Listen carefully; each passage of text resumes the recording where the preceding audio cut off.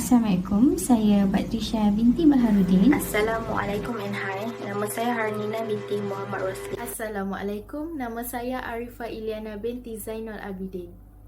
Bunuh diri merupakan salah satu masalah sosial dan kesihatan mental. Kadar bunuh diri yang tinggi sering disebut sebagai bukti kegagalan sosial. Kita dapat lihat di mana negara-negara maju dan kaya mempunyai kadar bunuh diri yang tinggi, walaupun kita tahu negara mereka ini mempunyai taraf hidup yang tinggi, penjagaan kesihatan yang baik, kadar jenayah yang rendah dan pendekatan kepada teknologi moden. Persoalannya, mengapa penduduk negara maju dan kaya mencatat kadar bunuh diri yang tertinggi seperti kita dapat lihat negara Korea, Jepun dan Amerika Syarikat? Tahukah anda, lebih 800,000 kematian setiap tahun akibat bunuh diri di seluruh dunia. Oleh itu, apa yang dimaksudkan dengan bunuh diri ini? Bunuh diri ini merupakan perbuatan yang mengambil nyawa sendiri dengan sengaja yang beranggapan bahawa masalah akan selesai setelah melakukannya. Perbuatan ini timbul apabila seseorang itu tidak dapat mengawal emosi, berputus asa dan menganggap kehidupannya tidak berguna. Tekanan sama ada dari segi mental atau fizikal yang dihadapi oleh seseorang individu itu membuatkan mereka tak dapat berfikir secara rasional. Pelbagai cara bunuh diri antaranya kita boleh dapat lihat seperti terjun daripada tempat yang tinggi, menggantungkan diri sendiri dan meminum racun atau menelan pil yang berlebihan dos. Falsafah pendidikan negara mewujudkan insan yang seimbang dan harmonis dari segi intelek, rohani, emosi dan jasmani berdasarkan kepercayaan dan kepatuhan kepada Tuhan. Jika kita lihat daripada falsafah pendidikan negara ini, merupakan teras kepada sistem pendidikan di Malaysia. Selaras dengan rukun negara, falsafah pendidikan ini turut menekankan prinsip kepercayaan dan kepatuhan kepada Tuhan. Malah, keseluruhan falsafah pendidikan negara adalah berpaksikan ketuhanan. Falsafah pendidikan ini dimanifestasikan dalam diri insan yang memiliki ciri-ciri baik, seimbang dan harmonis. Dalam konteks yang lebih luas, insan yang baik, seimbang dan harmonis mencerminkan individu yang berilmu pengetahuan, luhur dan mulia dari segi rohani, sihat dan bersih dari segi mental dan fizikal, serta dapat berbakti kepada agama, bangsa dan negara. Pandangan bunuh diri mengikut agama. Dalam Islam, membunuh diri adalah haram dan termasuk dalam dosa besar. Larangan membunuh diri juga telah dicatatkan dalam pernyataan hadis dan kita boleh merujuk di dalam Al-Quran dalam surah An-Nisa ayat 29 dan 30. Dalam agama Buddha, ajaran pertama ialah untuk menahan diri daripada tidak memusnahkan nyawa, termasuk nyawa sendiri. Dalam agama Kristian, kehidupan seseorang adalah hak milik Tuhan dan menghancurkan hidup itu adalah dengan salah menegaskan kekuasaan atas ciptaan Tuhan atau menyerang Tuhan dari jauh. Dalam agama Hindu, membunuh diri dianggap sebagai sama sahaja dosanya dengan membunuh orang lain. Jika kita lihat sudut pandangan bunuh diri mengikut agama ini, iaitu kepercayaan kepada Tuhan. Kerana asas kehidupan beragama menjadi prinsip penting kepada kehidupan rakyat, terutamanya di Malaysia yang berbilang agama dan bangsa. Seseorang itu mestilah mematuhi perintah Tuhan iaitu tidak membunuh diri. Ya ayyuhalladzina amanu la ta'kulu amwalakum bainakum bil batili إلا أن تكون تجارة عن تراض منكم ولا تقتلوا أنفسكم إن الله كان بكم رحيما ومن يفعل ذلك عدوانا وظلما فسوف نصليه نارا وكان ذلك على الله يسيرا. Aliran falsafah yang menentang bunuh diri. Terdapat 4 aliran falsafah yang menentang bunuh diri ini, antaranya aliran liberalisme klasik, aliran existentialism, aliran deontologism dan aliran utilitarianism. Pertama, aliran liberalisme klasik. John Stuart Mill, sebarang pilihan yang menyebabkan kehilangan keupayaan seseorang itu untuk membuat pilihan lanjut harus dihalang. Kedua, aliran existentialism. Albert Camus berpendapat bahawa melarikan diri daripada kenyataan hidup yang tidak masuk akal, memasuki ilusi agama serta kematian bukannya jalan keluar. Sebaliknya, harus mendakat kehidupan dengan penuh semangat.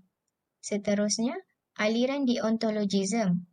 Immanuel Kant berpendapat bahawa sesiapa yang berfikir hendak membunuh diri harus menanyakan diri tentang adakah tindakannya selaras dengan idea bahawa kemanusiaan merupakan suatu tujuan pada dirinya.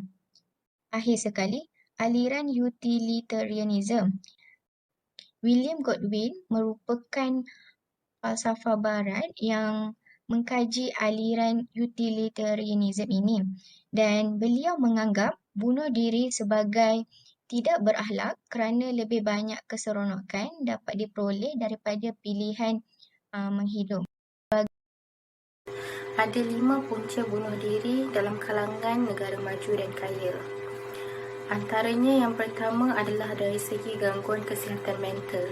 Contohnya masalah psikologi seperti kemurungan dan kebimbangan. Seterusnya kurang pendedahan kepada prinsip aksiologi dan logik. Seterusnya dari segi faktor kewangan dan kemiskinan. Contohnya bebanan hutang yang tinggi, tidak mempunyai wang untuk menyara hidup dan mengalami kerugian dalam sesuatu perniagaan. Seterusnya dari segi kurang penghayatan ilmu agama. Contohnya tidak mengetahui hukum bunuh diri dan menganggap bunuh diri sebagai jalan penyelesaiannya dan tidak mendapat ketenangan jiwa. Seterusnya dari segi jenayah buli cyber.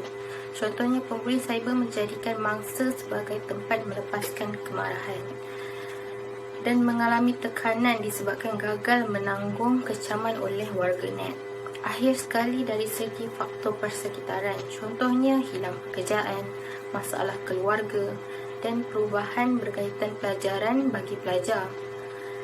Seterusnya keruntuhan ekonomi.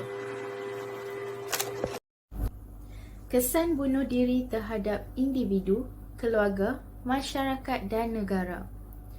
Bunuh diri memberi kesan terhadap individu seperti rakan baik mangsa. Rakan baik mangsa akan terkesan kerana dia merasakan dirinya tidak berguna kerana tidak dapat membantu rakannya yang menjadi mangsa bunuh diri. Selain itu, individu tersebut juga akan turut terkesan kerana dianggap tidak mengambil peduli tentang rakannya yang membunuh diri. Seterusnya, bunuh diri juga memberi kesan yang sangat mendalam terhadap keluarga.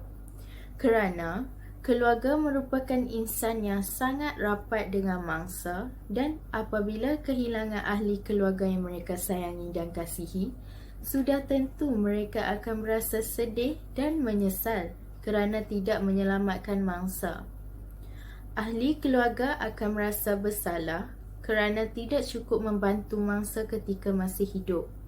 Selain itu, ahli keluarga akan dihimpit dengan tomahan dan kecaman dari pihak luar yang menganggap mereka ini keluarga yang tidak berguna dan ini akan menyebabkan mereka tertekan.